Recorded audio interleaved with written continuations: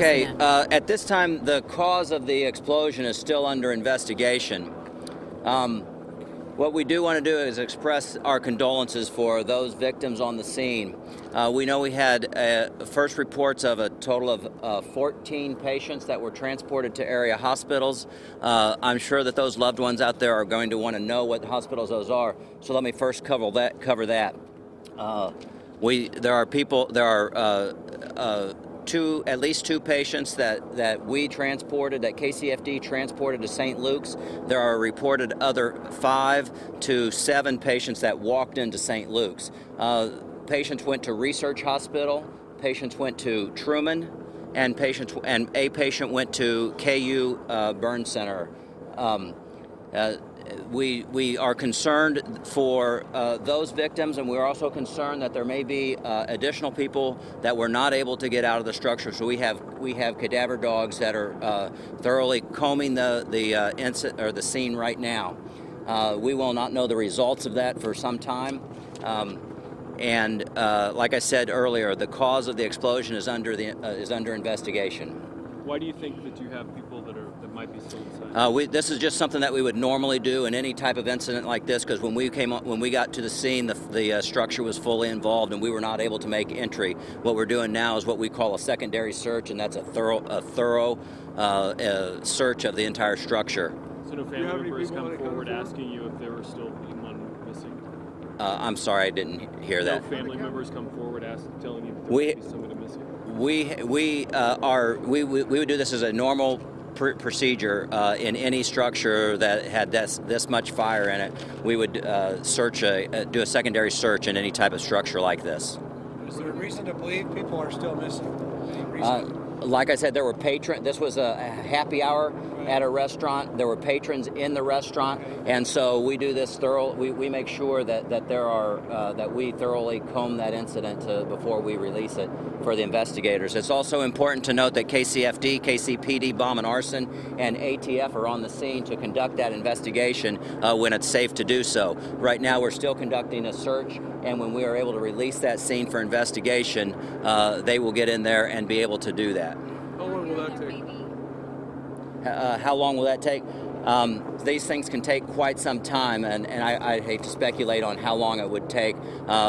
We may have some preliminary news sometime late tomorrow, and then later into the week. We were hearing maybe some firefighters or a firefighter may have been injured. Is that the case? Not that I have heard. So any indication at all of foul play, anything but an accident in this case? Right now, the investigation is ongoing, but it does seem like an accident, and it doesn't appear to be foul play at this time. Can you tell us the status of the gas line and all that? Yes, that's a good point. The gas was shut off by Missouri Gas Energy at 8 o'clock this evening, so the flow of gas has stopped, and there is no longer any danger in the immediate area. Do you fear that there are fatalities at the scene? I would always fear that there are fatalities in a situation like this. When we got to the scene, we had a fully involved restaurant that had patrons, probably several patrons inside at the time of the incident, and so that's why we're here searching as we are. Chief, can you give us some indication as to manpower your department had overnight? Yes, I could tell you we had over 100 firefighters. We had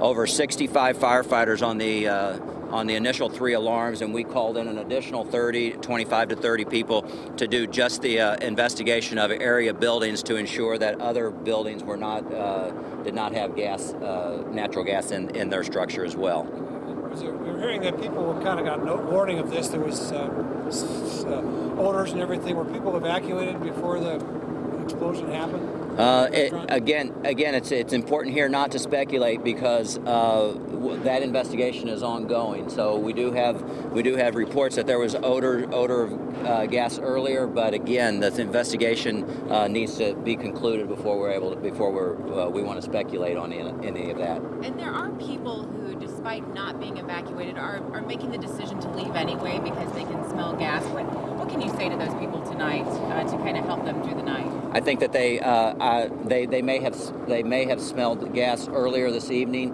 as did did most of us who are down here, but I can tell you that Missouri Gas Energy let us know that the gas flow did stop at 8 o'clock, and so I'm comfortable in telling them that there is no danger of natural gas in the area. How difficult is it to investigate something like this?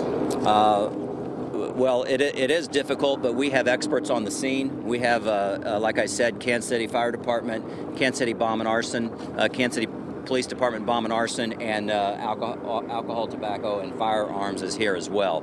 So we have all agencies here who have the expertise to be able to investigate that and do it thoroughly. You feel like you're going to be here all night? The crew's going to be here throughout the night? Oh yeah, we'll absolutely, without a doubt, be here all night. Do you know the cause yet of the fire?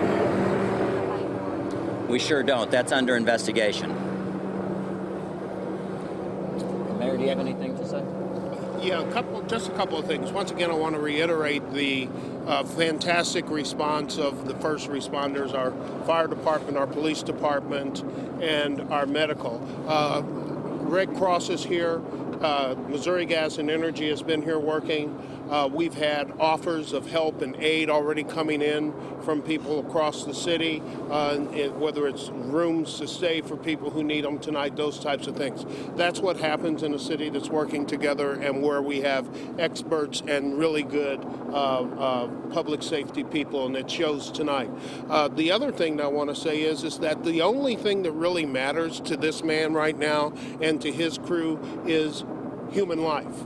The buildings will take care of itself. The cause will be sorted out. All of that will be taken care of. What we're really trying to get a handle on right now is how many people were hurt, where are they, who are they, what's their condition, etc. And that's kind of a moving target because we don't know who was there to begin with, so we don't have a list that we can compare it to figure out who's not there. So this is going to change and have some flex in it over the course of the evening. When we have additional information about those subjects that we can release to you, obviously family gets information first. We'll be happy to try to do that. But right now, what we're trying to do is to complete the investigation, find out what the cadaver dogs find out, if anything, and then we'll go on to the next phase. Everything right now is geared towards people. Tomorrow we'll start gearing towards what happened and buildings and property. Okay? One other thing I want to report is that we'll be able to give regular updates, and so our PIO, our public information officer, will be in contact with all of you so that we're able to come out and maybe do an early morning report of what occurred overnight. So. Okay, what time that might be, Chief? Some idea? I don't at this time, but you can expect it early in the morning. You'll be here if you want to wait around. Chief, in our video, we saw the backhoe as part of this. Is that going to be, are you centering around that as part of the investigation? No, not at all. The backhoe that you may have seen was brought in to actually dig a hole to shut off, to pinch off the gas line. After the explosion? That's correct. Nothing else? All right. Thank you, Mayor.